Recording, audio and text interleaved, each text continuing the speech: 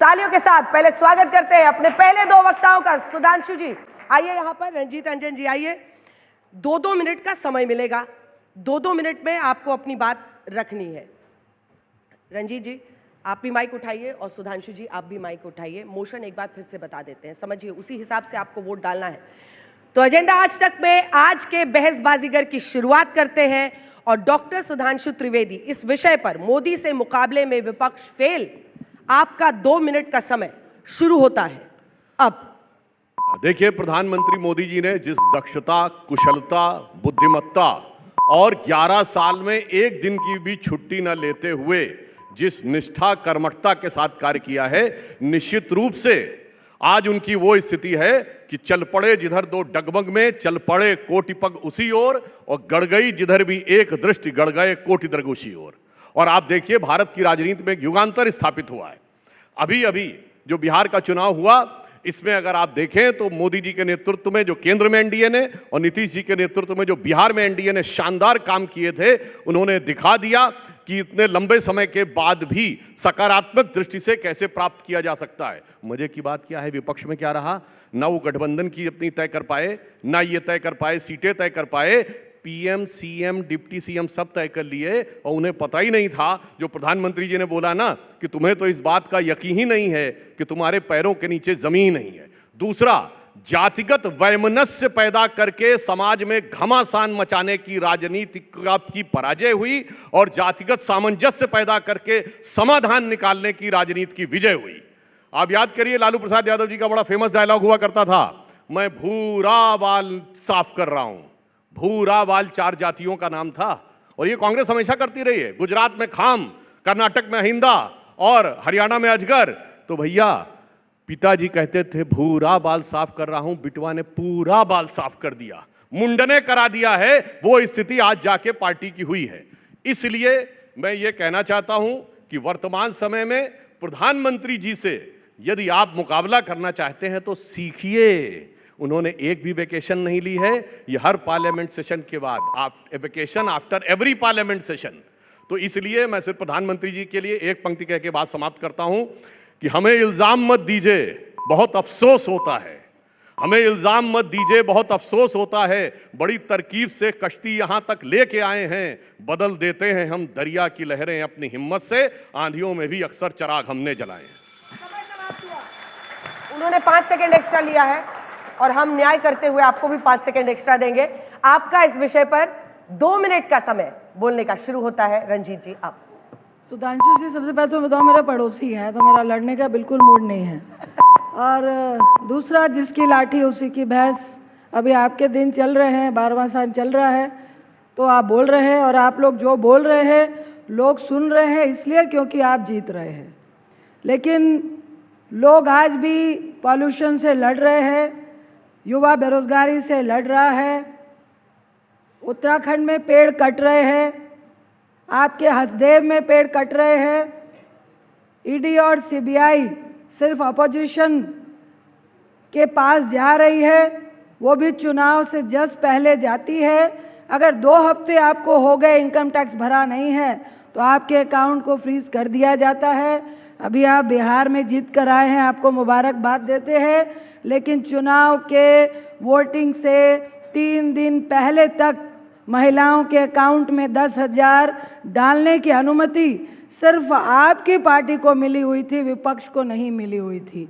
फिर कहूँगी कि कल बहुत लंबा भाषण दिया होम मिनिस्टर साहब ने, लेकिन चुनाव आयोग के चयन में चीफ जस्टिस को क्यों हटाया, उसका जवाब नहीं मिला।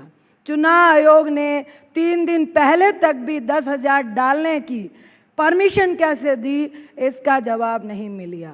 घुसपैठिया घुसपैठिया घुसपैठिया 65 लाख वोट आपने बिहार में निकाल दिए। भैया, घुसपैठिए थे कितने? 400। तो ये किसको पोलराइज करने का काम कर रहे हैं? माना कि आज आप पोलराइज कर रहे हैं, सोशल मीडिया आपके हाथ में है। अगर हम 10 रुपये खर्चेंगे तो आप 500 करोड़ खर्चेंगे। आप ही की लाठी है, आप ही की भैंस है। लेकिन मैं इतना जरूर कहूँगी कि लोग उबले हुए हैं, आप अंकुश लगा लीजिए। आप दबाव बना लीजिए, लेकिन लोग उबले हुए हैं। जबरदस्त तालियां, दोनों ही ओपनिंग बैट्समैन ने जबरदस्त पारी खेली। अब जजेस की बारी है, कुछ कहना है आपको इनसे स्मिता जी, शाहिद जी, ताऊ? आई वुड से कि सोशल मीडिया किसी के हाथ में नहीं है। सोशल मीडिया जो है उसे आप किस तरह इस्तेमाल करते हैं वो आप पर निर्भर है। तो मैं ये नहीं मानूंगी। दूसरा, मैं ये नहीं मानूंगी कि लोग आपको इसलिए सुन रहे हैं क्योंकि आप इलेक्शन जीत रहे हैं। सबसे ज़्यादा तो राहुल गांधी को लोग सुन रहे हैं और देख रहे हैं कि सुधांशु जी क्या बोलेंगे उनके जवाब में। तो आई डोंट बिलीव दैट लोग इसलिए सुन रहे हैं बीजेपी को क्योंकि बीजेपी चुनाव जीत रही है। चुनाव इसलिए जीत रहे हैं क्योंकि वो कुछ काम कर रहे हैं जो लोगों को बाहर आए। लेकिन that is up to you कि अगर आप समझते हैं कि कम्युनिकेशन की वजह से बीजेपी जीत रही है तो दैट इज़ इंटरेस्टिंग। शाहिद साहब? मेरा मानना है कि मोदी जी जितने अच्छे कम्युनिकेटर हैं और जिस तरह से उन्होंने नई टेक्नोलॉजी का प्रयोग किया है लोगों के दिलों में पहुंचने के लिए और घरों में पहुंचने के लिए, दुनिया में कोई और नेता नहीं कर पाया। और कांग्रेस को जवाब देना चाहिए था कि क्यों बीजेपी जीत रही है, क्यों मोदी जी कामयाब हैं, लेकिन उन्होंने इसका जवाब नहीं दिया। ये सच्चाई है कि अपनी जगह पर प्रॉब्लम्स हैं, मसाइल हैं, लेकिन कामयाबी उसके बावजूद क्यों मिल रही है, इस पर जब तक गौर नहीं करेंगे तब तक इनका काम नहीं बनेगा। और मुझे लगता है कि अभी तक ये समझने में नाकाम है कि मोदी जी बार बार क्यों कामयाब हो रहे हैं। पोलराइजेशन के अलावा और क्या चीज़ है जो उनको जिता रही है? ताऊ? ये मोदी जी कम्युनिकेटर हैं और राहुल जी डिटोनेटर हैं। वो अपने ही बटन दबा के डिटोनेट कर लेते हैं। ताऊ? सुधांशु जी कह रहे थे कि उनका चिराग जलता रहेगा वो आंधियों के बीच में। आंधी तो आ ही नहीं पा रही है। मध्यम हवा तो चिराग को और जलने में सहायता कर रही है। आंधी लाने की जिम्मेदारी उनकी है। वो ये कह के पल्ला नहीं झाड़ सकते कि जिनकी लाठी उसकी भैंस, क्योंकि भैंस उनकी नहीं है, भैंस इनकी है। लाठी कब लेंगे उनसे आप, उसका तरीका बताइए। छोटा सा एक रिबटल, हाँ, 2 लाइन का जवाब फिर।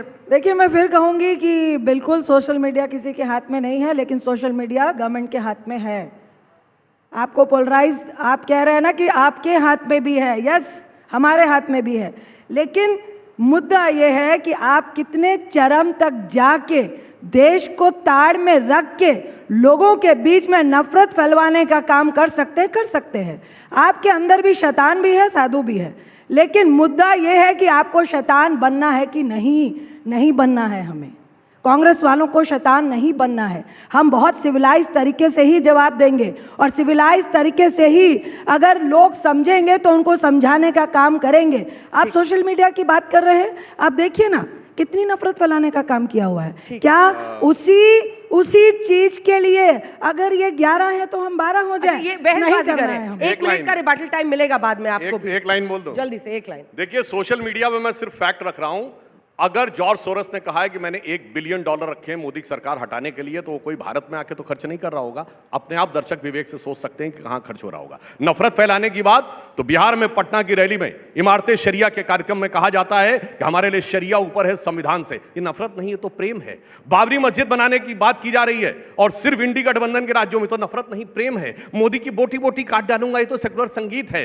मोदी तेरी कब्र खुदेगी, ये तो सेकुलर संगीत है। इसीलिए मैं कहना चाहता हूं, आप जितनी नफरत करते रहे, जनता उतनी मोहब्बत करती रही। अरे मरीजे नफरते मोदी पर लानत खुदा की, मर्ज बढ़ता गया जो दबा की। बहुत बहुत धन्यवाद।